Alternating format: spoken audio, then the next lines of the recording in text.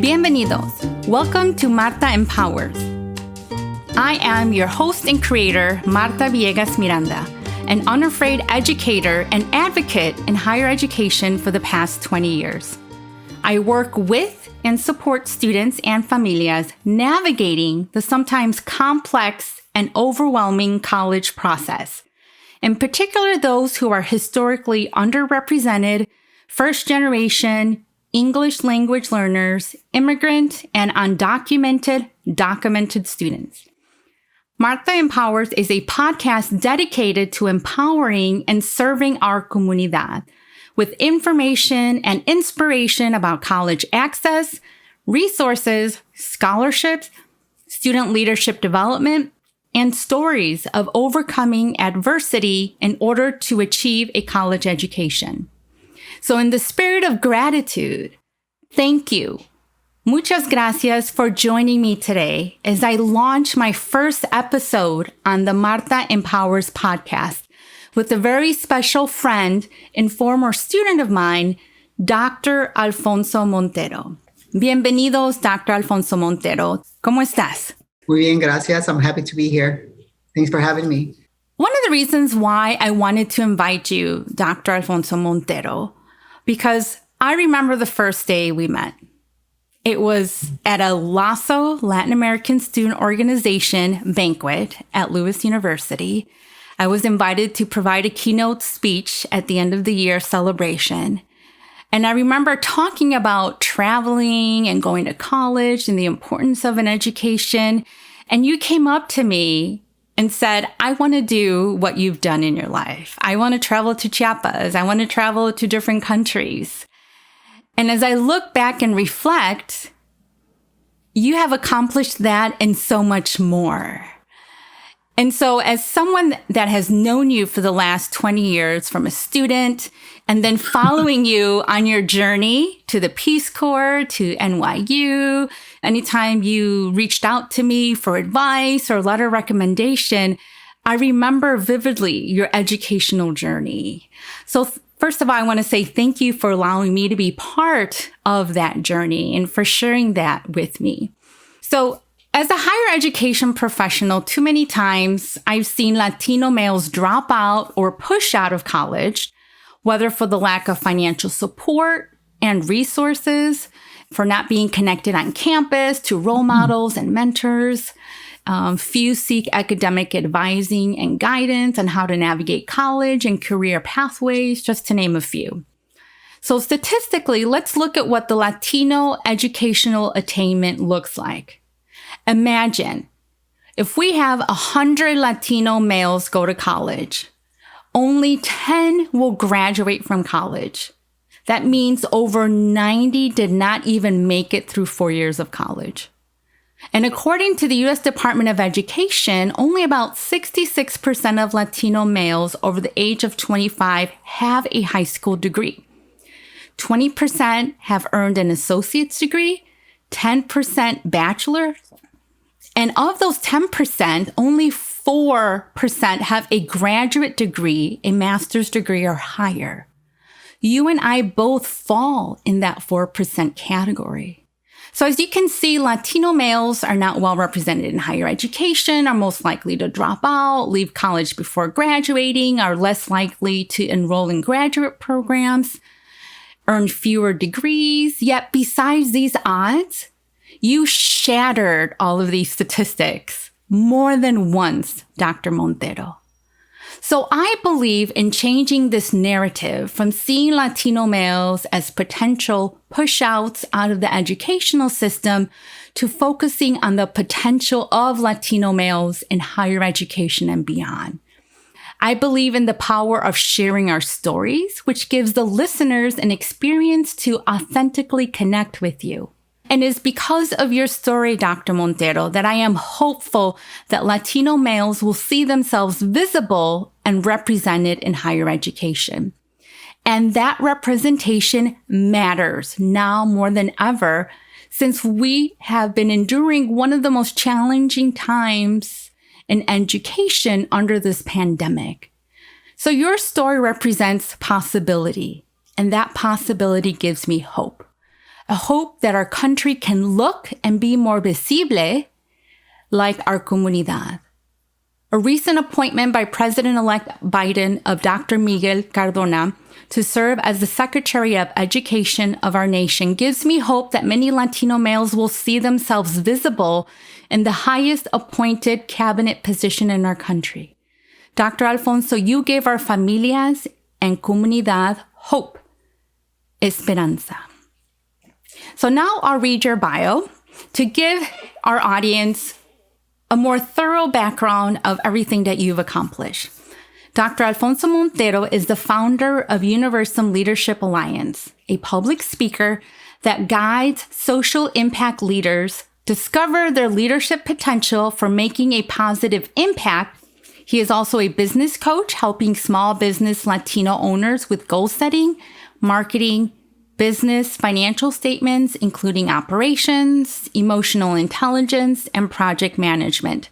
For over 18 years, Dr. Alfonso Montero's work in the private, public sector in international development, academia, research in global leadership, and curiosity of self with the world has led him to live, work, study, volunteer, and travel to over 85 countries. From studying abroad in Ghana, volunteering in Paraguay as a Peace Corps volunteer, interning with the U.S. Embassy in Buenos Aires, Argentina, to working in Australia to Afghanistan. Dr. Montero has presented workshops for thousands of leaders, from students, business, local government, and community leaders, to NGO founders and executives, to help them thrive as agents of social change. In turn, strengthening trust, collaboration, cooperation, and innovation in their profession and personal lives. He has a bachelor's degree in aviation administration, master's degree in international business, economics, and development from New York University, and a doctorate degree in educational leadership from Lewis University. In his spare time, he enjoys hiking, training for ultramarathons, and practicing Sato Bukan samurai martial arts. Welcome to Martha Empowers. Thank you, Martha, for having me. And I can't believe it's been 20 years since we know each other. So it's definitely a privilege to have a longtime friend and continuing to be in touch and learning from each other and just being here. It's exciting. Whoever imagined. Yes. Thank you. Years later. So cuéntame, ¿quién es Alfonso? Well, first of all, it's important to know who I am, not by labels, but ¿quién soy yo? Soy Alfonso Montero Jr., se puede decir. There's always that question, but who are you? Where are you from, right? So politically, I am an American child, speaking geopolitically, American child, born in Chicago, of parents settlers to Chicago, the land of the Potawatomi people, Miami, Illinois people. And they migrated from a place called Latinaja del Coyote in Yuriria, Guanajuato. And Coyote stands, or it's likely a representation of the Coyote god with Simangari of the Purapeche people. And my great-grandma was 100% Purapeche. So it's just amazing to continue learning about my indigenous roots, but also of my great-grandparents who come from Galicia. And they're also, influence, Galician settlers who are influenced by the Greeks, Carthaginians of Tunisia, the Romans, the Vandals of Eastern Germany tribes, in South Poland, the Visigoths, the Arabs, and who themselves carried African blood through the slave trade. And I could go on and on and on, right? Who I am of this earth, of this ecosystem, influenced by the outside bacteria, minerals, sounds, and foreign materials to protect and support and attack them. I am this energy. I'm part of the earth. I'm part of the universe. I'm this energy that's interconnected to the plants, the animals, and the rest of humanity. And so I can go on and on and on who I am. And that's what makes it so exciting, coming from parents who are immigrants from a rancho with no electricity till 1985. They migrated to Salvatierra, which is a town of Guanajuato. And then from there, they migrated to the U.S. And so I was born in Chicago, but I was raised in Mexico. And so that was my privilege of coming from that world. Okay. Well, thank you. That was a very deep answer to many people may think it's a simple question, but in all reality, we represent our ancestors' wildest dreams, right? So it is important to even go back several generations to find out where we come from, to really have a better understanding of our identity, of our ancestral knowledge and our ancestral roots. So thank you for sharing that and reminding people that it's important to look back at their heritage. And also to look at our limitations of Yes. where we come from, right? How exciting the richness of the culture that we have. One, to not forget where we come from, but to also see what could limit us from becoming, because there's, we're unique, we're special, and we should see it that way because we have the potential to become anything we want. Yes, very true. So now, can you tell us what were perhaps some barriers that you experienced when you were trying to access educational opportunities? Yeah, it's interesting the stats that you gave, and I could relate to that because I was one of those students, and during my doctoral program where I wanted to quit, where I was thinking of quitting, even though I was getting straight A's, even though I was a great student, but there were other things wanting me to quit, and so I can understand why students quit or want to quit. And there's three barriers that I had for my education opportunities. One, I felt that I was not fit for school. I graduated from high school.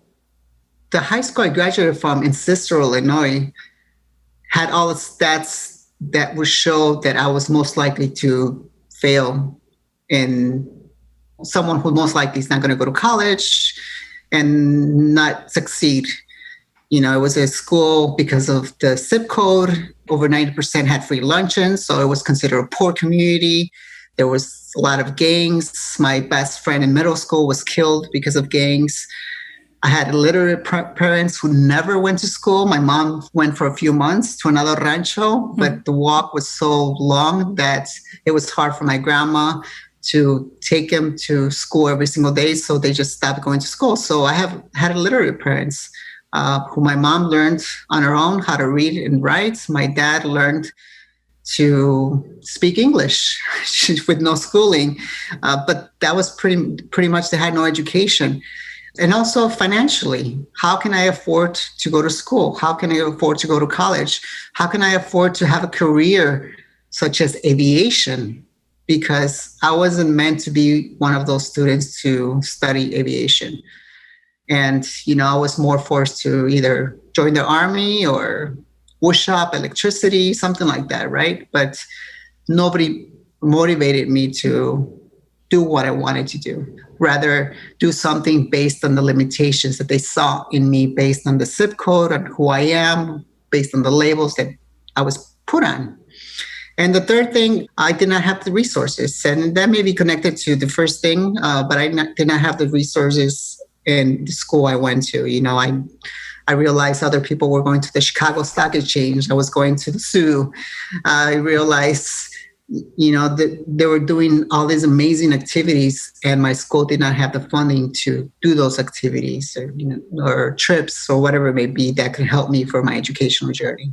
So then high school, you were limited in terms of options of going to college. And I do have to say that anyone who does pursue to just get a certificate or go into other options, that's fine. But I think what's important, what Dr. Alfonso Montero is saying, is that he wasn't really given the option to even pursue a college education because of the limited resources and options that existed in his community and in his high school. So what kept you motivated on your educational journey? Because someone who comes from the type of environment that you come from is most likely not supposed to make it, not even through an associate's degree, bachelor's, let alone a master's or even a PhD. So what kept you going?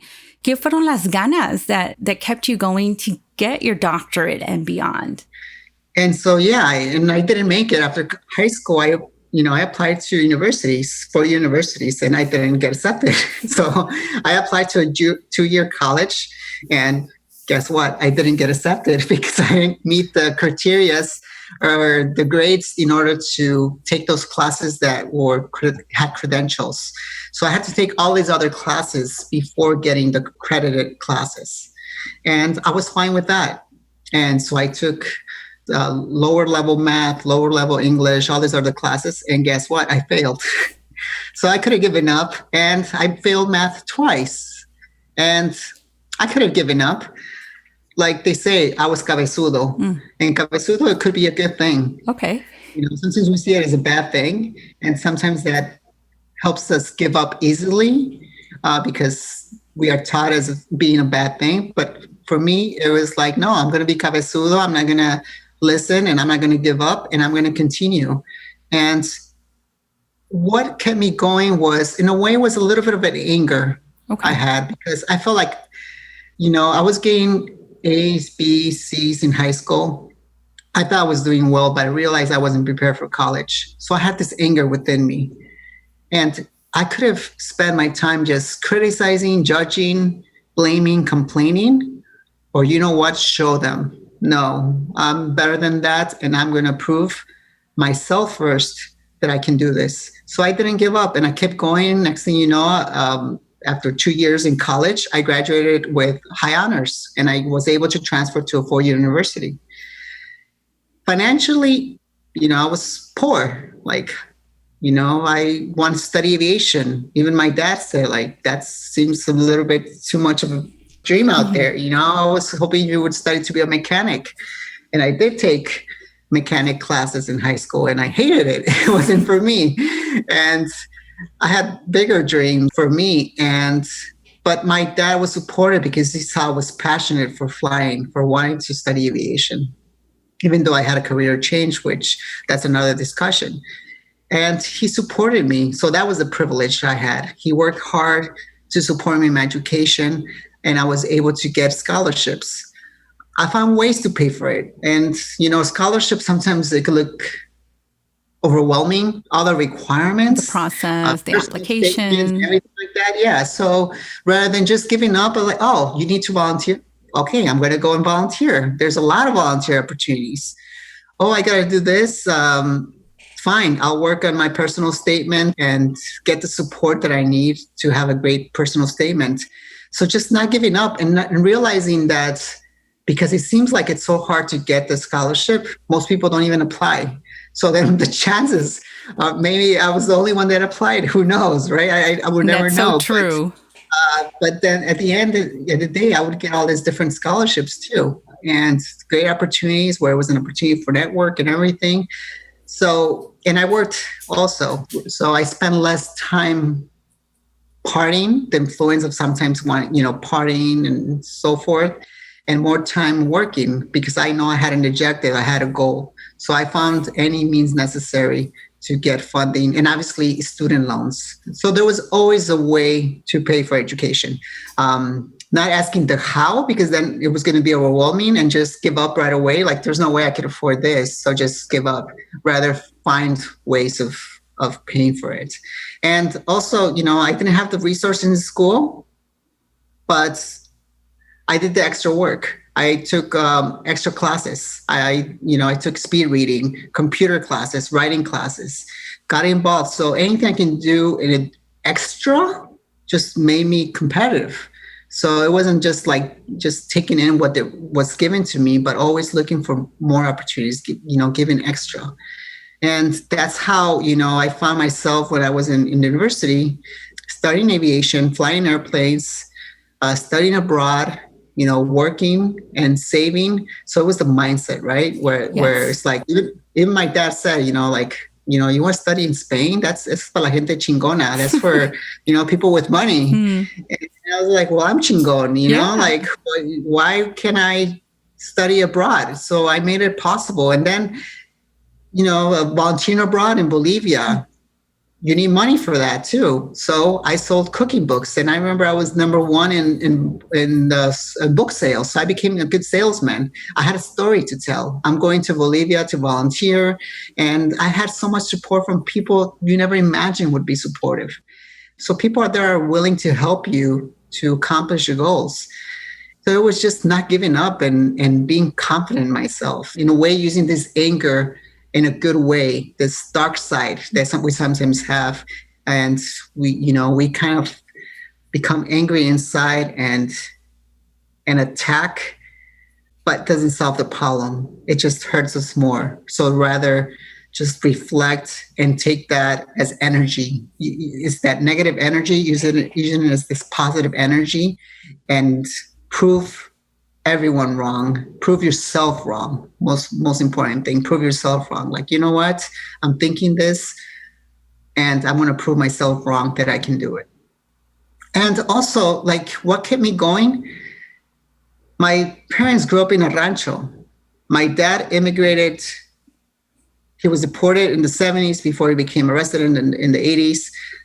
But his struggle to leave the family and everything he knew from the rancho to the US, and risking his life, walking in the desert for 3 days, having no food for 3 days, and only drinking cow piss in order to survive. So just that is like, that was his barrier. So what's an excuse for me? What's my barrier? So he sacrificed his life, his risked his life, and everything he went through for a better opportunity that he didn't have back at home. What's my excuse? It doesn't compare to that. So after seeing that, his struggle, it was like, he came here for a reason. And I have that privilege now compared to the privilege that he had. We all have different kinds of privileges. So I have no excuse. First of all, que en paz descanse. I'm sure your dad would be very proud to hear you say everything that you have just shared with our listeners, because for many first-generation families, it is the struggle, the story of our parents that keeps us going, that they came to this country to give us this opportunity, this educational opportunity to do something with ourselves, to get an education, to have opportunities that our parents did not have access to. I also want to commend you for your growth mindset. Many times I talk to students and they tell me, well, I'm not good at math. I'm not good at reading. I'm not good at writing. And you can either be limited by those negative thoughts, or you can change your mindset to believe, yes, I'm not good. You recognize that there's a challenge, but I'm going to get support, and I'm going to get a tutor, and I'm going to get resources to help me get to where I want to be. And so I think this is a great, wonderful message to share with anyone who's listening, that we should not be limited by our negative thoughts that we tell ourselves in our mind. That negative talk in our minds that tells us, that you're going to be, it's a fixed mindset that I'm just going to be bad at a subject for the rest of my life. And we're lifelong learners. So I commend you for sharing that, because it's very important, especially for any student right now that's listening, that might be going through a similar situation. You don't think you can get through a subject, get help, get support. There are counselors, teachers, educators who are willing to help you get connected. I know something that I am always reminded by my mother, who would always say, preguntando se llega a Roma. If you don't know an answer to a question, just keep asking and try to find the answer. So thank you for sharing your experience with what motivated you, because I really hope that the listeners who are listening to our podcast understand that it's important to look at our parents and why we're here, and look at their struggle and use that as a source of inspiration and strength to where we want to get to. So thank you for sharing that. Muchas gracias, Dr. Alfonso Montero. Yeah, thank you. Yeah, definitely. It was my dad's struggle that motivated me. And, his motivation to leave the rancho was he wanted boots. He dreamed of having boots. He only had chanclas his whole life. So that was his dream, of having boots. And so, don't tell me about lack of resources as an excuse to not accomplishing what I want. And I wanted to lead by example too, right? Because I saw the limitations that was put on me, the labels that were put on me as one of those at-risk youth who was going to fail in school. So I wanted to change those stats, those beliefs about me because of where I came from. So I didn't want to just I wanted to not just talk by complaining, but act upon it and lead by example. And so if I would be able to succeed, I can lead by example. I can help others see just how possible it is. And also another amazing thing was success. It became an addiction. And, when I got accepted to, when I was in college and I got accepted to a leadership program, a scholarship leadership program, they helped me get an internship with the Federal Aviation Administration and, just being in the White House and just doing all these amazing things. That inspired me to, volunteer in Bolivia, and then that inspired me to volunteer in Mexico, Chiapas, and just, it's an addiction, just like want more and more and more of it. And it's amazing. And there's the bad addiction and there's a good addiction. So just go for one small achievement. Don't think of a big goal. I want to be this multi-millionaire. I want to be this, whatever your goal break it up into little small moments of achievement and success. Yeah, and the small achievements, you'll be, surprised. I started with the half marathon race and I was in pain. I was hurt. But then I was like, oh my God, this is possible. It's amazing. And then I went for the marathon. Then I went for the ultra. It's just, go for small achievements, and next thing you know, success, it becomes an addiction in a good way. I do have to say, I know many times our parents may lack the formal education, right? They don't have a bachelor's degree, a high school diploma. But in going to so many conferences over the years, I don't remember who said this, but I'm reminded that our parents may not have the formal education, but they have a PhD in life because they know how to maximize resources. They know how to survive in a country in a language, in a culture, and, a set of laws that they may not understand. So our parents are our first examples of what it means to navigate a complex and complicated process like college. And so I think a gift that our parents give us, especially if you come from a low income, first generation background, is trying to maximize your resources. You try to make $1 out of 15 cents, right? You tried to sell tamales to pay for your tuition. You try to sell cookies to go on a trip abroad. So we find ways. And I think that's the gift that we have, that we are not limited. We don't get stuck. If one way doesn't work out, we try another way. And not only in you, but in a lot of my students, I've seen that. I've seen students make bake sales to pay for their tuition, to pay for their books. So we're not stuck that I don't have the resources. We're going to find a way to get ahead and to get you this college education. One thing that I've been trying to promote culturally among my students and to have quinceañeras, but for college, that as they get padrinos and madrinas for this big cultural coming out celebration, that they get padrinos and madrinas to go to college, right? To get somebody in their community to help sponsor a book, to help sponsor a class, to help sponsor their degree. So I'm just going to put this out there, and if you do have success in putting this together, I would love to interview you, because I think culturally, we don't have to forget our culture as we try to gain success in our lives. So if this is something that interests you, please let me know and reach out. Because I think, as a community, we have a lot to offer, can use our cultural resources and knowledge to really advance and go after our dreams. So what other advice do you have for high school and college students who right now are thinking about going to college, or maybe not going to college, or maybe college is not for me?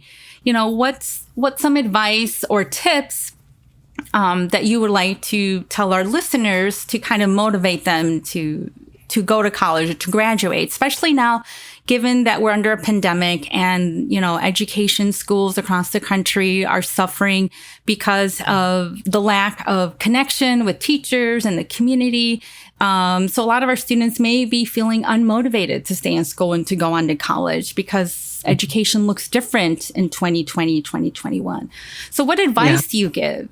To break it down to high school students, college students, and parents, first let me start with, my dad, was a big part of my success because, he told me, si te doy $1,000, and apologies for my language, but that's how he spoke. Si te doy $1,000, te lo chingas en un día. Si te doy una educación, nadie te lo puede robar y lo tienes por el resto de la vida.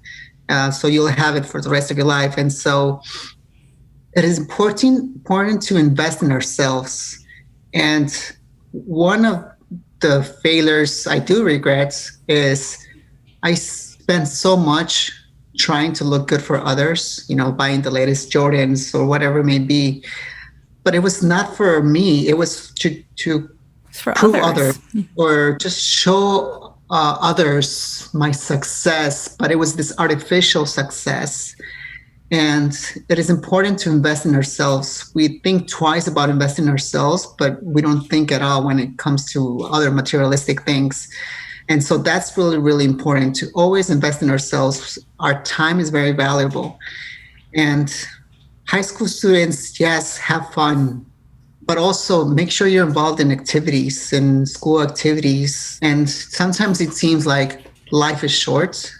Our life is long because, we're just, not even 20 years or so in this world. But time goes by so fast. Next thing you know, you're going to live with regrets. When I graduated from college, my dream was to work in Australia.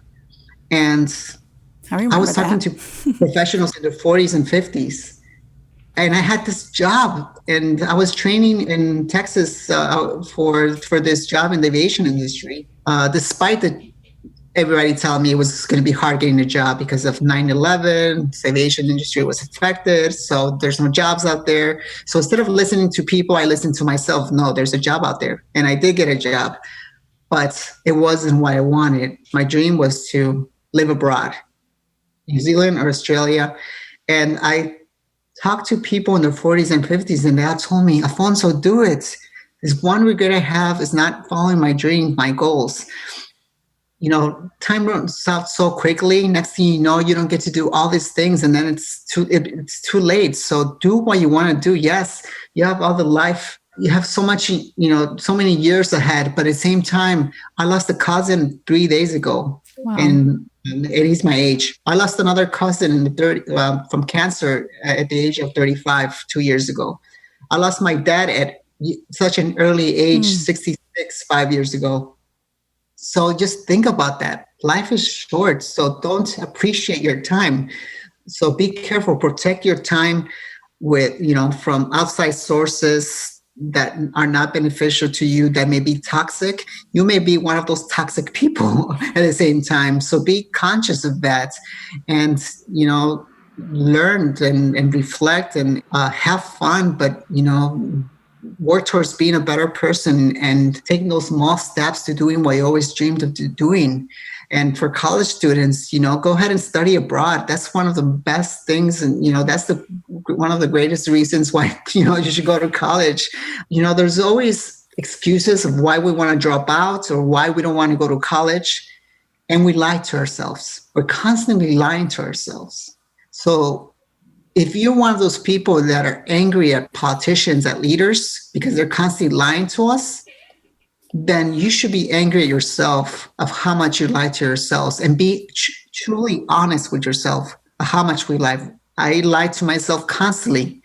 This morning I said I was going to run, but it was rainy, it was cold. So I came up with an excuse. I lied to myself. And guess what? I am a little angry. I procrastinated. Always put yourself accountable and make sure that the reason why you're not going to college or you're thinking about dropping out, it's not because you're coming out with an excuse. Rather put yourself accountable and keep going. Don't forget your ancestral struggles and knowledge, and just keep going. And for parents, support your children. We may have assumptions and limitations because of our own struggles, but just know that the majority of Americans are also unhappy in their jobs because they listen to what others told them, what their parents told them, what teachers told them, what authorities told them that they should do, rather than them following their dreams because they had limitations. They didn't think they could do it, so they set their goals to something much smaller. And so they're not now unhappy. Or you change as a human. And so you can do a career transition, and that's okay. The important thing is to graduate from high school. The important thing is to graduate from college because that shows your persistence. I don't know if I gave an advice, but I think it's going to be... No, that's very important advice. I'm always encouraging my students who have the opportunity and privilege to travel and study abroad to do so. It changes your world perspective. Study abroad at the community college because it's a lot more affordable than a four-year university. But if you can't travel abroad because of your status, there's a lot of ways that you can travel and get to know the great culture of this country. One of my first jobs was to coordinate volunteer work across the country. So I believe, Alfonso, you were on one of those trips where I took students to Appalachia. I've taken students to Montana to work on a Native American reservation. So I think what the point is to get out of where you live and really experience the world outside of where you grew up, because there's so much that you can learn and gain knowledge, learn about different cultures and different people and different social issues and injustice that even exist in our own country. So yes, definitely that's very important. And getting that credential, whether it's a technical certificate from a community college or your associate's degree, your bachelor's, master's, and beyond, getting that educational credential is really going to help you propel you in the future to have better educational opportunities, job opportunities, benefits. Something that I would always tell my students is that, some students would say, well, I just want to work after high school. I'm like, well, if you work, at a local fast food joint and you get sick and you have to take a day off, you're not going to get paid if you take a day off. But if you have an education and you get a job that provides you sick leave, sick benefits, you get sick, you're still going to get paid.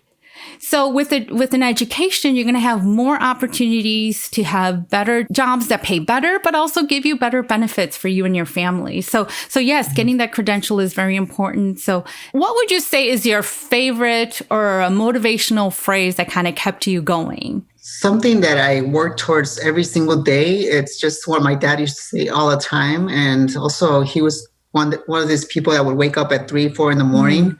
And by the time everyone was getting up, he had accomplished so much. He had fixed something from the house. He had his coffee. He had been up to date on what's going on in the world. Or sometimes he had already worked and, getting home at 10 a.m. So one advice would be what he, kind of like what I always heard him say is, el que madruga, Dios le ayuda. Who early rises, God helps him. It's a refrán from, tradición oral, something that was written in the Don Quixote de la Mancha's book. But he said, el que no madruga con el sol no goza del día. And that kind of teaches you about appreciating the day as soon as you wake up, not taking it for granted, not procrastinating, not leaving things para mañana cuando lo puede ser pasado mañana, but doing it now at the present moment. So getting up early in the morning and starting with a positive attitude, positive spirit, and just taking action in what it is that you need to do. And that's something that I go by every single day, or I try to, because I am human and I do, fail here and there, where and then I get angry and then the negativity, toxic comes in. So always working towards getting up early in the morning and taking action to what I need to do, pray, meditation, going for a run, exercising, reading a good, positive book that helps me in my personal development, getting work done, whatever it is, but just appreciating the time that I have in this world. Yes, because tomorrow is never promised and we only have today. So with that note, how can listeners connect with you? You can follow me on Instagram to see some of the work that I'm doing on Universum Leaders, UNIversumLeaders.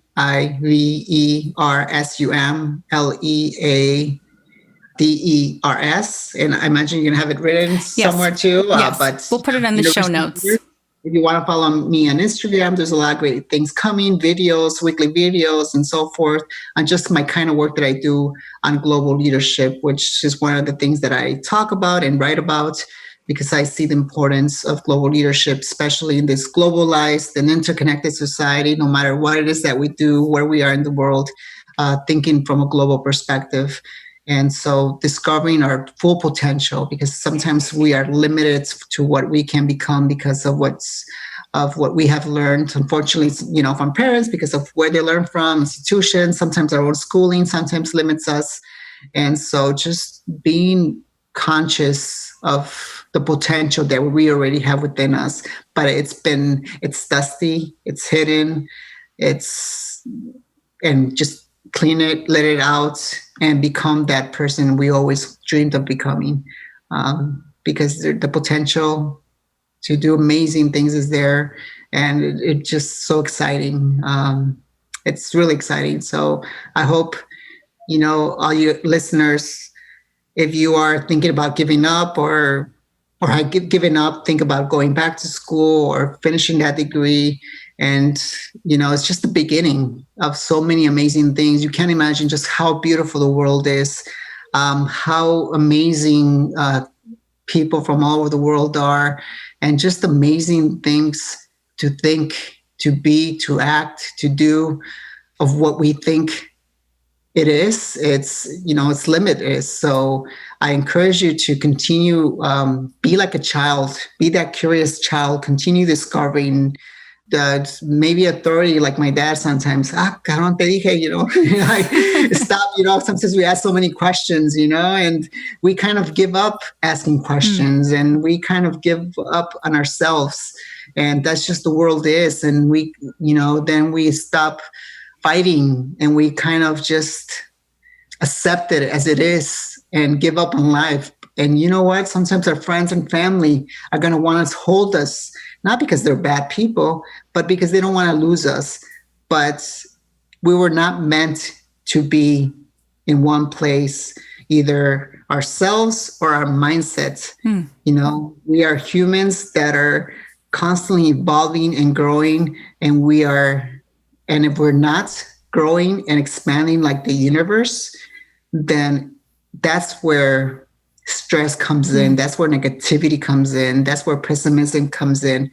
So don't forget to not listen to the outside information that's out there, social media, the news, but listen to yourself. Listen to what you're telling. It could, it could be your God or the universe, what's telling you inside, and take action, and don't be afraid.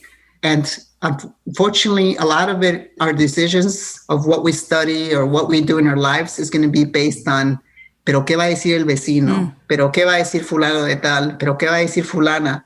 It comes from even our, from our parents, from the rancho, always worried about what others are going to think. And guess what? We still have that. And you're worried about what others are going to think. Your friends, your parents, your boyfriend, your girlfriend, whatever it is. And when you die, if you die today, only 5% of the people are going to go see you in the funeral. And if it rains, only 1%. So then who cares what people think? Yes. Do what you love to do and just follow that passion, and don't put limitations on yourself, and just go out there and, be the warrior you were meant to be, and continue becoming that amazing person. Muchas gracias, Dr. Alfonso Montero, for your time. Thank you for sharing your inspirational and powerful story. Thank you for listening in. And if you enjoyed this podcast, please subscribe and share with others so together, juntos, we can change, empower, and transform our comunidad. Dr. Alfonso Montero, you're an excellent representation. If given the opportunity, if given a scholarship, if given some guidance to dream in this world, what you can achieve. And so your representation means possibility, and that possibility gives me hope. So muchas gracias otra vez, Dr. Alfonso Montero.